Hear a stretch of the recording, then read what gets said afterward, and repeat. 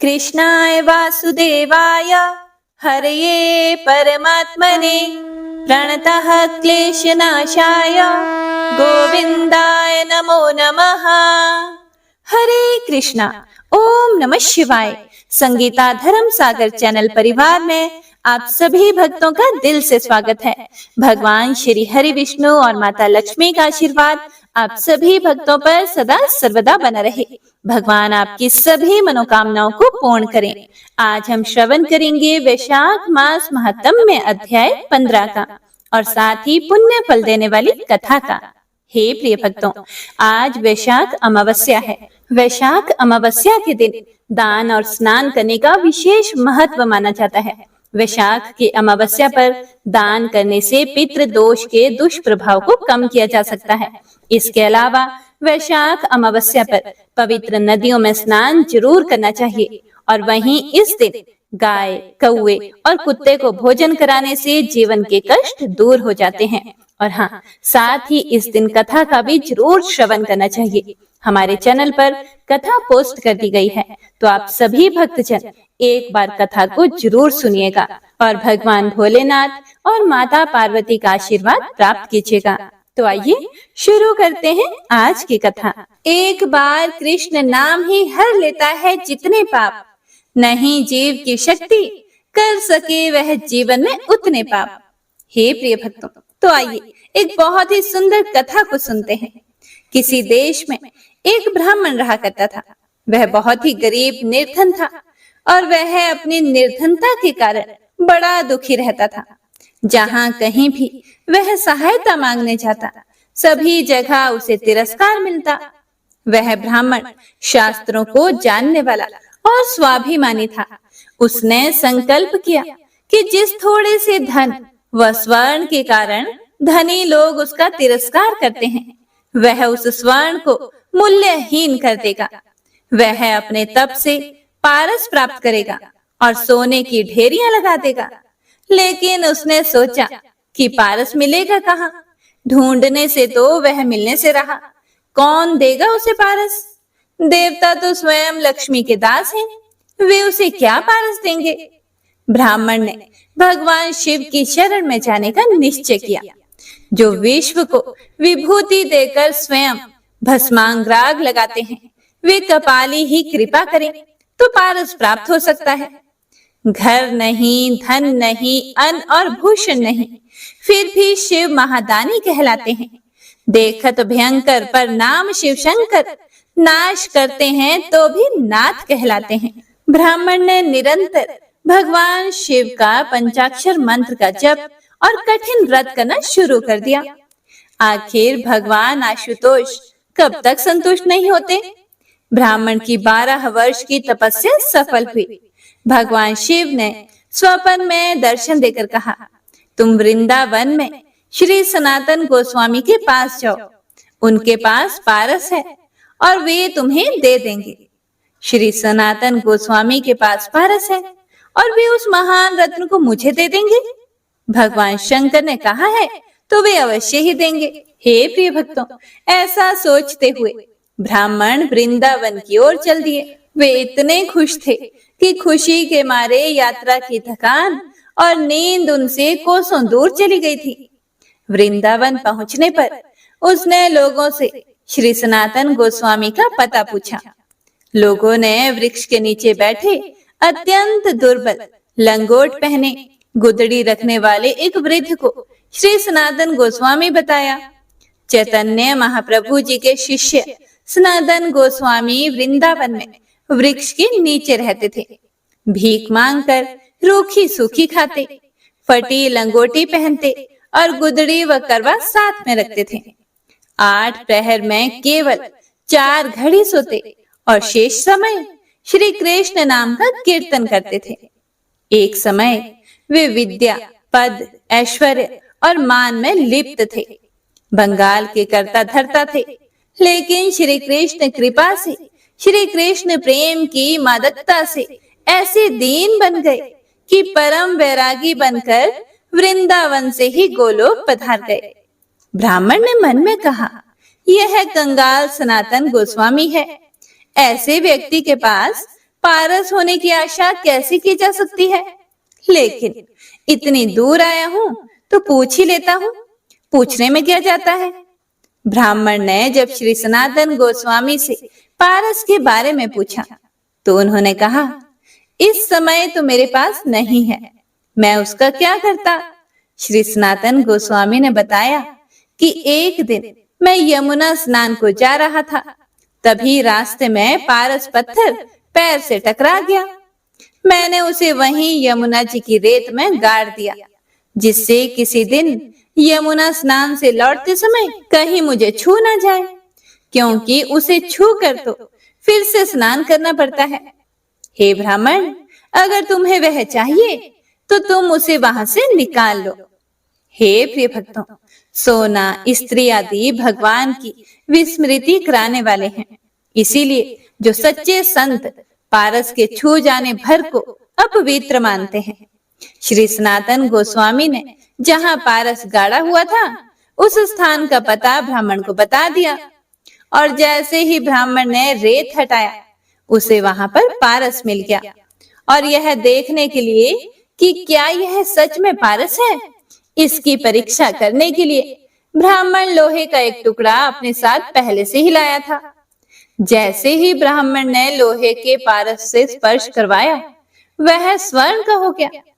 यह देखकर तो ब्राह्मण खुशी खुशी बोला, मुझे पारस सही मिला है, मुझे पारस सही मिला है। इससे अत्यंत प्रसन्न होकर ब्राह्मण अपने गांव की ओर वापस जाने ही लगा कि तभी ब्राह्मण के मन में एक प्रश्न आया कि उस संत के पास तो यह पारस था, फिर भी उसने इसे अपने पास नहीं रखा, बल्कि यह कहा कि अगर यह मुझे छू भी जाए तो उन्हें स्नान करना पड़ता है। अवश्य ही उनके पास पारस से भी अधिक कोई मूल्यवान वस्तु है। ब्राह्मण लौटकर श्री सनातन गोस्वामी के पास आया और बोला, अवश्य ही आपके पास पारस से भी अधिक मूल्यवान वस्तु है, जिसके कारण आपने उसे त्याग दिया। ब्राह्मण को देखकर हंसते हुए श्री सनातन गोस्वामी ने कहा, पारस से बढ़कर श्री कृष्ण नाम रूपी कल्प वृक्ष मेरे पास है। पारस से तो केवल सोना ही मिलता है, लेकिन श्री कृष्ण नाम सब कुछ देने वाला कल्प वृक्ष है। उससे आप जो चाहेंगे वह प्राप्त होगा। ऐसा कोई कार्य नहीं जो भगवान के नाम के आश्रय लेने पर ना हो। मुक्ति चाहोगे, मुक्ति मिलेगी। परमानंद चाहोगे, परमानंद मिलेगा। व्रज रस चाहोगे तो व्रज रस मिलेगा। श्री कृष्ण का एक नाम सभी पापों का नाश करता है, भक्ति का उदय करता है और भव सागर से पार करता है, और अंत समय में श्री कृष्ण की प्राप्ति करा देता है। एक कृष्ण नाम से इतना धन मिलता है। कृष्ण नाम ही स्वयं कृष्ण है। यह सुनकर ब्राह्मण ने सनातन गोस्वामी जी से विनती की कि मुझे आप वही श्री कृष्ण नाम रूपी पारस प्रदान करने की कृपा करें। श्री सनातन गोस्वामी ने कहा, उसकी प्राप्ति से पहले आपको इस पारस को यमुना में फेंकना पड़ेगा। हे प्रिय भक्तों, ब्राह्मण ने यह गया पारस ऐसा कहते हुए पूरी शक्ति से पारस को यमुना में दूर फेंक दिया। भगवान शिव की दीर्घकालीन तपस्या और संत के दर्शन से ब्राह्मण के मन व चित्त निर्मल हो गए थे। उसका धन का मोह समाप्त हो गया और वह भगवान की कृपा का पात्र बन गया।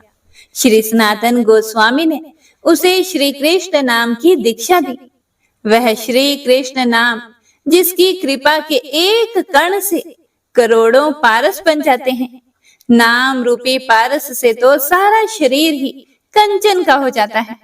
भगवान श्री कृष्ण कहते हैं, जो मेरे नामों का गान करके मेरे समीप प्रेम से रो उठते हैं, उनका मैं खरीदा हुआ गुलाम हूँ। यह जनार्दन दूसरे किसी के हाथ नहीं बिका है। जिसने एक बार श्री कृष्ण नाम का स्वाद ले लिया, उसे फिर अन्य सारे स्वाद रसहीन लगने लगते हैं। भवसागर से डूबते हुए प्राणी के लिए वह नौका है। मोक्ष चाहने वाले के लिए वह सच्चा मित्र है और मनुष्य को परमात्मा से मिलाने वाला सच्चा गुरु है। अंतःकरण की मलिन वासनाओं के नाश के लिए वह दिव्य औषधि है। यह मनुष्य को सुख से सुखदेव बना देता है।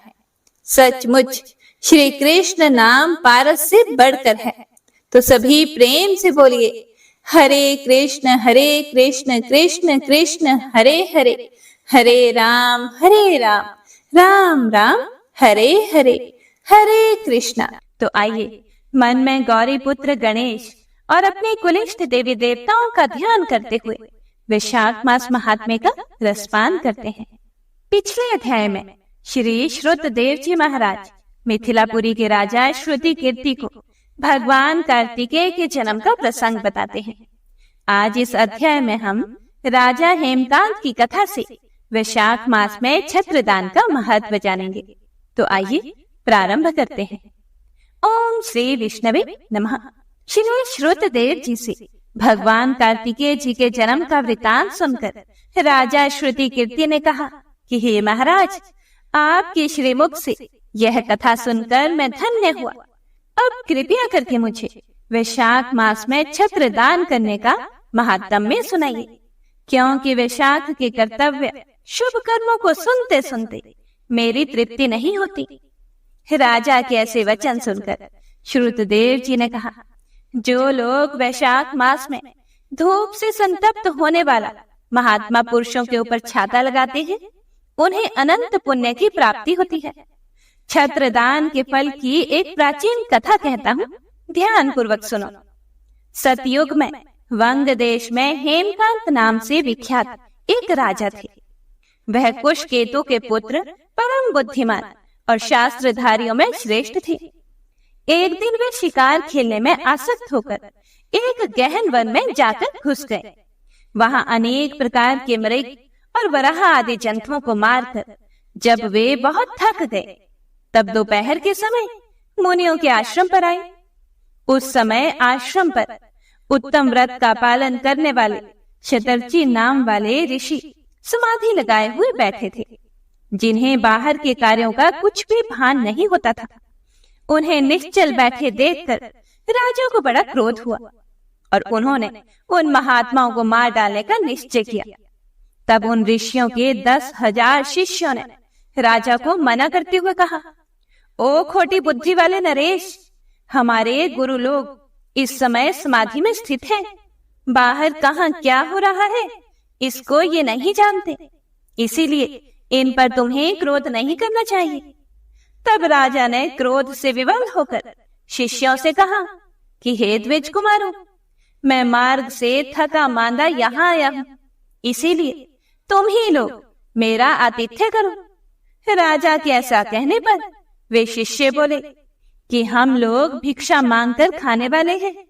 गुरुजनों ने हमें किसी के आतिथ्य के लिए आज्ञा नहीं दी है। हम सर्वथा गुरु के अधीन हैं, इसीलिए तुम्हारा आतिथ्य कैसे कर सकते हैं।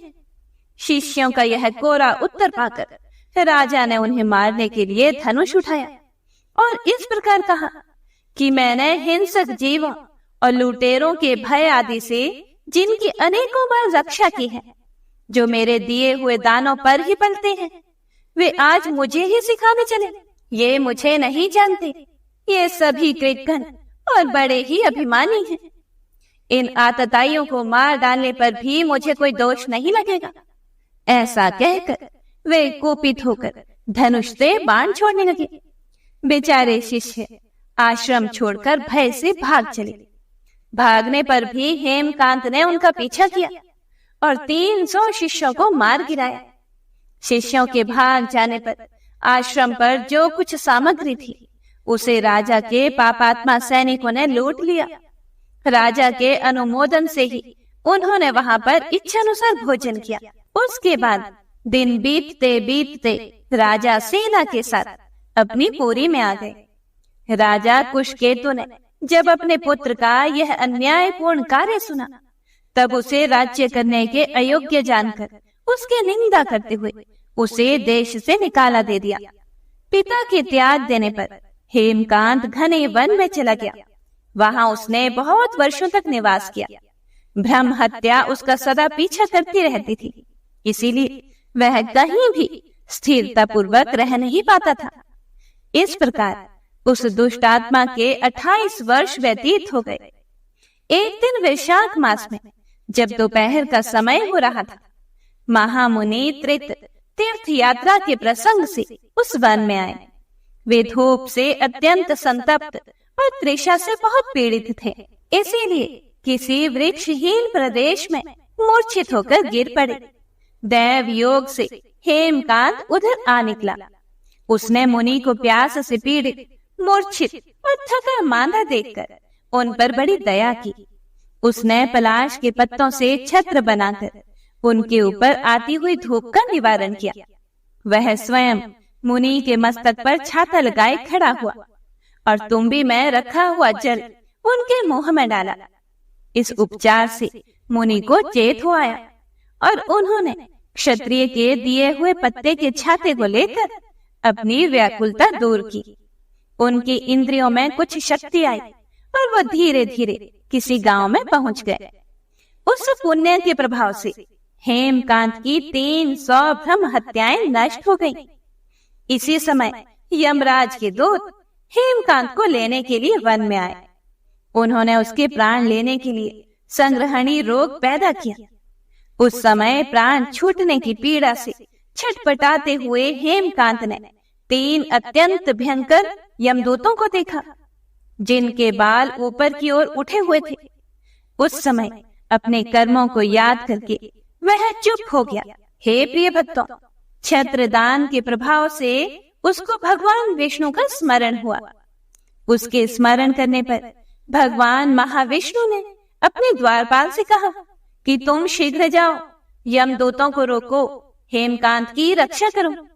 अब वह निष्पाप और मेरा भक्त हो गया है। उसे नगर में ले जाकर उसके पिता को सौंप दो और साथ ही मेरे कहने से कुशकेतु को यह समझाओ कि तुम्हारे पुत्र ने अपराधी होने पर भी वैशाख मास में छत्र दान करके एक मुनि की रक्षा की है, इसीलिए वह पाप रहित हो गया है। इस पुण्य के प्रभाव से वह मन और इंद्रियों को अपने वश में रखने वाला दीर्घ आयु, शूरता और उदारता आदि गुणों से युक्त तथा तुम्हारे सम्मान गुणवान हो गया है। इसीलिए अपने इस महाबली पुत्र को तुम राज्य का भार संभालने के लिए नियुक्त करो। भगवान विष्णु ने तुम्हें ऐसी ही आज्ञा दी है। इस प्रकार राजा को आदेश देकर हेमकांत को उनके अधीन करके यहाँ लौटाओ। भगवान विष्णु का यह आदेश पाकर महाबली विश्वसेन ने हेमकांत के पास आकर यमदूतों को रोका और अपने कल्याणमय हाथों से उसके सब अंगों में स्पर्श किया। भगवत भक्त के स्पर्श से हेमकांत की सारी व्याधि क्षण भर में ही दूर हो गई। उसके बाद विश्वसेन उसके साथ राजा की पुरी में गए। उन्हें देखकर महाराज कुशकेतु ने आश्चर्य युक्त होकर भक्ति पूर्वक मस्तक झुकाकर पृथ्वी पर साष्टांग प्रणाम किया और भगवान के पार्षद का अपने घर में प्रवेश करवाया। वहां अनेक प्रकार के स्तोत्रों से उनकी स्तुति तथा वैभवों से उनका पूजन किया। तत्पश्चात महाबली विश्वसेन ने अत्यंत प्रसन्न होकर राजा को हेमकांत के विषय में भगवान विष्णु ने जो जो संदेश दिया था वह सब कह सुनाया। उसे सुनकर कुशकेतु ने पुत्र को राज्य पर बिठा दिया और स्वयं विश्वसेन की आज्ञा लेकर उन्होंने पत्नी सहित वन को प्रस्थान किया।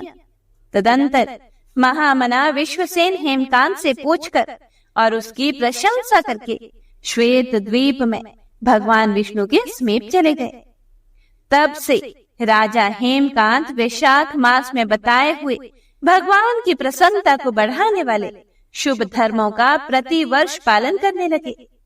वे ब्राह्मण भक्त, धर्मनिष्ठ, शांत, जितेंद्रिय, सब प्राणियों के प्रति दयालु और संपूर्ण यज्ञों की दीक्षा में स्थित रहकर सब प्रकार के संपदाओं से संपन्न हो गए। उन्होंने पुत्र पौत्र आदि के साथ समस्त भोगों का उपभोग करके भगवान विष्णु का लोक प्राप्त किया। वैशाख सुख से साध्य अतिशय पुण्य प्रदान करने वाला है। पाप रूपी ईंधन को अग्नि की भांति जलाने वाला है। परम सुलभ तथा धर्म, अर्थ, काम, मोक्ष चारों पुरुषार्थों को देने वाला है। तो इसी के साथ आज का ये अध्याय यही समाप्त होता है। इससे आगे का वर्णन आप अगले अध्याय में सुनेंगे।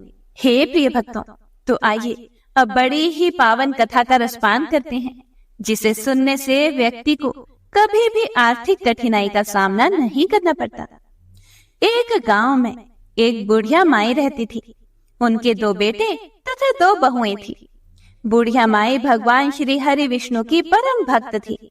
अपना जीवन दान, धर्म, पुण्य कार्यों में लगाया करती थी।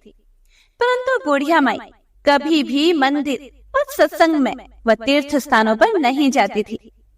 एक बार उसी गांव में भागवत कथा हो रही थी, तो बेटे ने कहा कि माँ, आप सारा दिन घर में रहती हैं, आप मंदिर में भागवत कथा सुनने क्यों नहीं जाती? बुढ़िया माई ने अपने बेटे का मन रखने के लिए कह दिया कि मैं आज जाऊंगी, परंतु वह नहीं गई। ऐसा करते करते 6 दिन निकल गए। बुढ़िया माई के बेटे ने कहा कि माँ, आज अंतिम दिन है, 7वां दिन है, माँ आज तो कथा सुनने आपको जाना ही पड़ेगा। अपने बेटे की इन बातों को सुनकर बुढ़िया माई ने सोचा कि चलो आज सुनकर आते ही हैं, बस फिर अब क्या था। सारा दिन घर का काम काज करके बुढ़िया माई ने जाते जाते इतनी देर लगा दी कि अंतिम दिन की भागवत कथा भी समाप्त हो गई। भगवान श्री हरि विष्णु सन्यासी का रूप धारण करके बुढ़िया माई के पास आए और बोले कि हे बुढ़िया माई, अब तुम कहाँ जा रही हो? बुढ़िया माई ने कहा कि मैं तो भागवत कथा सुनने जा रही हूँ। तब सन्यासी रूपधारी भगवान श्री हरि विष्णु ने कहा कि अब इतनी देर से क्यों जा रही हो? वहां तो अब कथा समाप्त हो गई, अब वहां जाकर तुम क्या करोगी?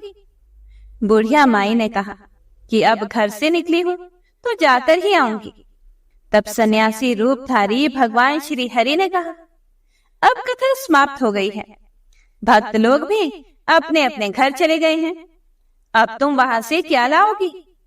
तो बुढ़िया माई बोली, कुछ नहीं, तो मैं वहां से एक ईंट ही लेकर आ जाऊंगी। तो सन्यासी रूपधारी भगवान श्री हरि विष्णु बोले, तुम वहां से मिट्टी की ईंट लाओगे, उसके बदले मैं तुम्हें एक सोने की ईंट देता हूँ। बुढ़िया माई ने ईंट ले ली। अब क्या था, भगवान विष्णु ने प्रसन्न होकर बुढ़िया माई को सोने की ईंट दी। बुढ़िया माई ने ईंट ले ली और घर की तरफ चल पड़ी और विचार करने लगी कि यदि यह ईंट मैं घर ले जाऊंगी तो बेटे बहू झगड़ा करने लगेंगे। इसीलिए घर के आंगन में बाहर ही बुढ़िया माई ने वह ईंट जमीन में गाड़ दी। परंतु अब बुढ़िया माई का ध्यान उस ईंट पर ही रहने लगा। खाते पीते घर के काम करते सदैव बुढ़िया माई अपना ध्यान सोने की ईंट पर लगाए रखती थी। और बुढ़िया माई जिस स्थान पर ईंट को जमीन के अंदर गाड़ रखी थी, वहीं पर वे सदैव बैठी रहती थी। तो बहू बेटों ने एक दिन पूछा कि माँ, पूरे दिन घर के आंगन में क्या करती रहती हो? तो बुढ़िया माई ने कहा कि मैं इधर से आने जाने वालों को देखती रहती हूँ। बस अब क्या था, एक दिन बुढ़िया माई मर गई। यमराज के दूत बुढ़िया माई को ले जाने आए। बुढ़िया माई को लेकर धर्मराज जी के पास पहुंचे। धर्मराज जी को सारी बात बताई। धर्मराज जी ने बुढ़िया माई को कुतिया की योनि दे दी और बुढ़िया माई कुतिया बनकर उसी पेड़ के नीचे बैठी रहती। बुढ़िया माई की बहू ने कहा कि इस कुतिया को यहाँ से भगाओ, नहीं तो यह बच्चों को काट लेगी। तो उसके बेटे ने उसकी पीठ पर एक जोरदार लकड़ी मारी और बुढ़िया माई उस लकड़ी के आघात को सह नहीं सकी और कुतिया रूपी बुढ़िया माई मर गई और मरकर वह सर्प की योनि में चली गई। अब अगले जन्म में वह सर्प बन गई।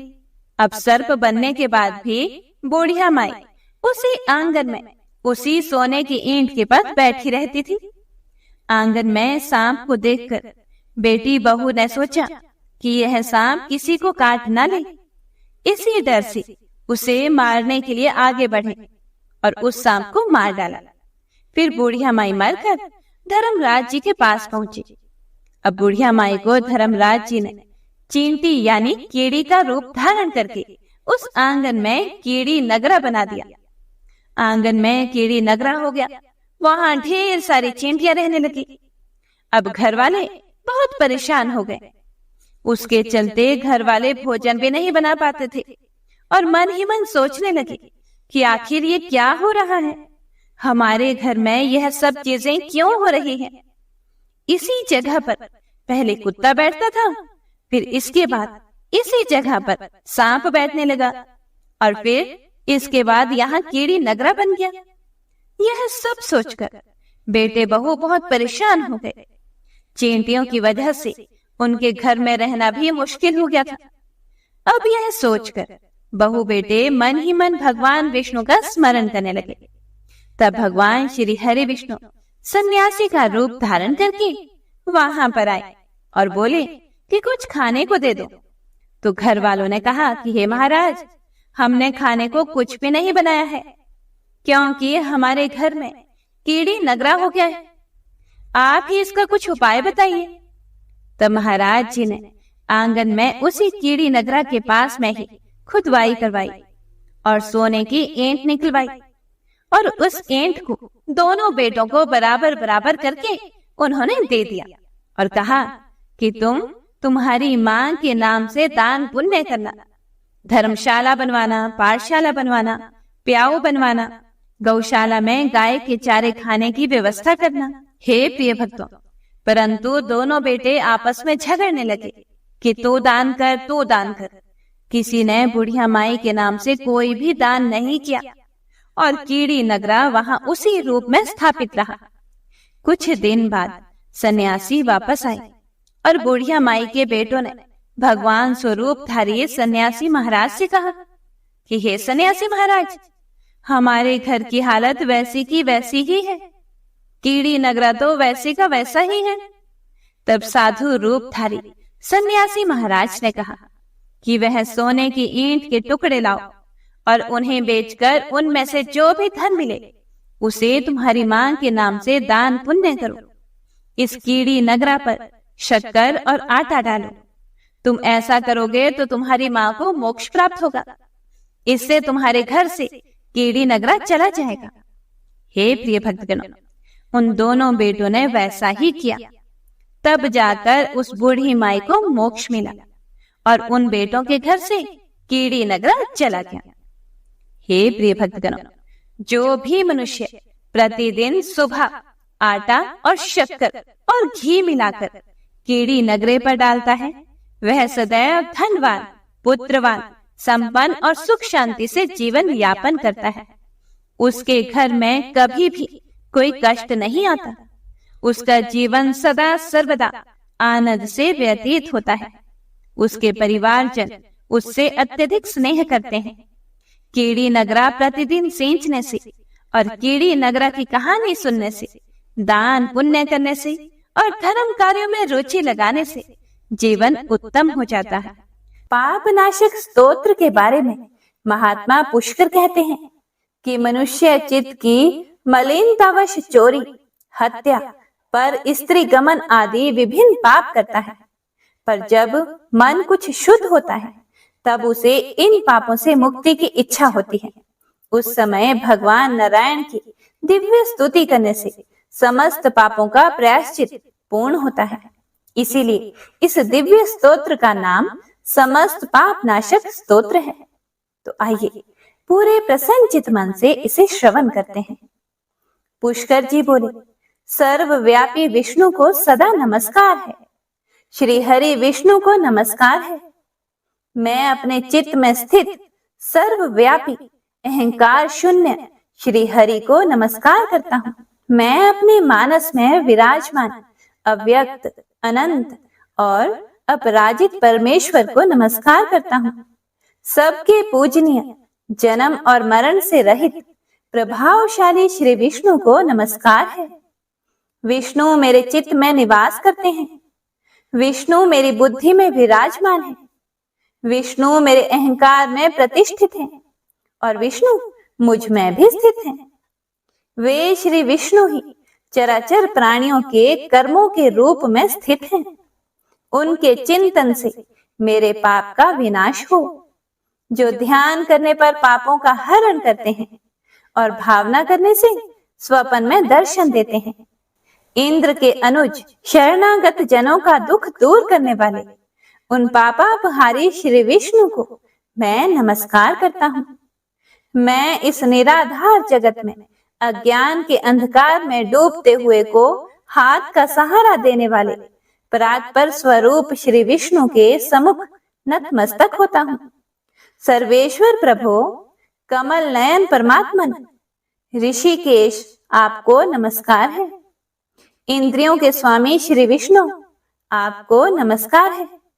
नृसिंह, अनंत स्वरूप गोविंद, समस्त भूत प्राणियों की सृष्टि करने वाले केशव, मेरे द्वारा जो दुर्वचन कहा गया हो अथवा पाप पूर्ण चिंतन किया गया हो, मेरे उन सभी पापों का प्रशमन कीजिए। आपको नमस्कार है। हे केशव, अपने मन के वश में होकर मैंने जो ना करने योग्य अत्यंत उग्र पाप पूर्ण चिंतन किया है, उसे शांत कीजिए। परमार्थ परायण ब्राह्मण प्रिय गोविंद, अपनी मर्यादा से कभी च्युत न होने वाले जगन्नाथ, जगत का भरण पोषण करने वाले देवेश्वर, मेरे पाप का विनाश कीजिए। मैंने मध्याह्न, अपराह्न, सायंकाल एवं रात्रि के समय जानते हुए अथवा अनजाने शरीर, मन एवं वाणी के द्वारा जो पाप किया हो, आपके इन तीनों नामों पुंडरीकाक्ष, ऋषिकेश और माधव, इन तीनों नामों के उच्चारण से मेरे वे सभी पाप क्षीण हो जाएं। हे कमल नयन, हे लक्ष्मीपते, इंद्रियों के स्वामी माधव, आज आप मेरे शरीर एवं वाणी द्वारा किए हुए पापों का हनन कीजिए। आज मैंने सोते, खाते, खड़े, चलते अथवा जागते हुए मन, वाणी और शरीर से जो भी नीच योनि एवं नरक की प्राप्ति कराने वाले छोटे अथवा बड़े पाप किए हों, भगवान वासुदेव के नाम के उच्चारण से वे सभी पाप नष्ट हो जाएं। जो पर ब्रह्म, परम धाम और परम पवित्र हैं, उन श्री विष्णु के संकीर्तन से मेरे पाप लुप्त हो जाएं। जिसको प्राप्त होकर ज्ञानी जन फिर लौटकर नहीं आते, जो गंध, स्पर्श आदि तन्मात्राओं से रहित हैं, श्री विष्णु का वह परम पद मेरे संपूर्ण पापों का शमन करे। महात्म्य, जो मनुष्य पापों का विनाश करने वाले इस स्तोत्र का पठन अथवा श्रवण करता है, वह शरीर, मन और वाणी जनित समस्त पापों से छूट जाता है एवं समस्त पाप ग्रहों से मुक्त होकर श्री विष्णु के परम पद को प्राप्त होता है। इसीलिए किसी भी पाप के हो जाने पर इस स्तोत्र का जप करें। यह स्तोत्र पाप समूहों के प्रायश्चित के समान है। कृच्छ्र आदि व्रत करने वाले के लिए भी यह श्रेष्ठ है। स्तोत्र, जप और व्रत रूप प्रायश्चित से संपूर्ण पाप नष्ट हो जाते हैं। इसीलिए भोग और मोक्ष की सिद्धि के लिए इनका अनुष्ठान करना चाहिए। श्री विष्णु सुनिए विनय, सेवक की चित लाए, कीरत कुछ वर्णन करूं, दीजिए ज्ञान बताए। नमो विष्णु भगवान खरारे, कष्ट नशावन अखिल बिहारी, प्रबल जगत में शक्ति तुम्हारी, त्रिभुवन फैल रही उजियारी।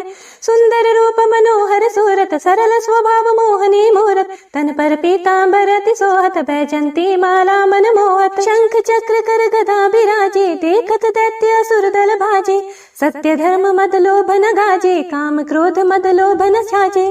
संत भक्त सज्जन मन रंजन, धनुज असुर दुष्टन दल गंजन, सुख उपजाए कष्ट सब भंजन, दोष मिटाए करत जन सज्जन। पाप काट भव सिंधु तारण, कष्ट नाश कर भक्त उबारण, करत अनेक रूप प्रभु धारण, केवल आप भक्ति के कारण। धरणी धेनु बन सुमहि पुकारा, तब तुम रूप राम का धारा, भार उतार असुर दल मारा, रावण आदिक को संहारा। आप वराह रूप बनाया, हिरण्याक्ष को मार गिराया, धर्म तस्य तन सिंधु बनाया, 14 रत्नन को निकलाया। अमिलख असुरन द्वंद मचाया, रूप मोहनी आप दिखाया, देवन को अमृत पान कराया, असुरन को छवि से बहलाया। कूर्म रूप धर सिंधु मझाया, मंद्राचल गिरि तुरंत उठाया, शंकर का तुम फंद छुड़ाया, भस्मासुर को रूप दिखाया। वेदन को जब असुर डुबाया, कर प्रबंध उन्हें ढूंढवाया, मोहित बन कर खल ही नचाया, उसी ही कर से भस्म कराया। असुर जलंधर अति बलदाई, शंकर से उनकी नहीं लड़ाई, हार पार शिव सकल बनाई, कीन सती से छल खल जाए। सुमिरन कीन तुम्हें शिवरानी, बतलाई सब विपत कहानी, तब तुम बने मुनीश्वर ज्ञानी, वृंदा की सब सुरति बुलानी। देखत 3 धनुष शैतानी, वृंदा आए तुम्हें लपटानी, हो स्पर्श धर्म क्षति मानी, हनासुर उर शिव शैतानी। तुमने ध्रुव प्रहलाद उबारे, हिरण्याकुशादिक खल मारे, गणिका और अजामिल तारे, बहुत भक्त भव सिंधु तारे। हरहु सकल संताप हमारे, कृपा करहूँ हरि सिरजनहारे, देखहूँ मैं निज दर्श तुम्हारे, दीन बंधु भक्तन हितकारे। चाहता आपका सेवक दर्शन, करहूँ दया अपनी मधुसूदन, जानो नहीं योग्य जप पूजन, होए यज्ञ स्तुति अनुमोदन। शील दया संतोष सुलक्षण, विदित नहीं व्रत बोध विलक्षण, करहूँ आपका किस विधि पूजन, कुमति विलोक होत दुख भीषण। करहूँ प्रणाम कौन विधि सुमिरन, कौन भांति मैं करहूँ समरण, सुर मुनि करत सदा सेवकाई, हर्षित रहत परम गति पाए। दीन दुखीन पर सदा सहाय, निज जन जान लेवा पनाई, पाप दोष संताप नशाओ, भव बंधन से मुक्त कराओ। सुख संपत्ति दे सुख उपजाओ, निज चरणन का दास बनाओ, निगम सदा ये विनय सुनावे, पढ़े सुने सो जन सुख पावे। इति श्री विष्णु चालीसा संपूर्ण। प्रेम से बोलिए विष्णु भगवान की जय, माता लक्ष्मी की जय।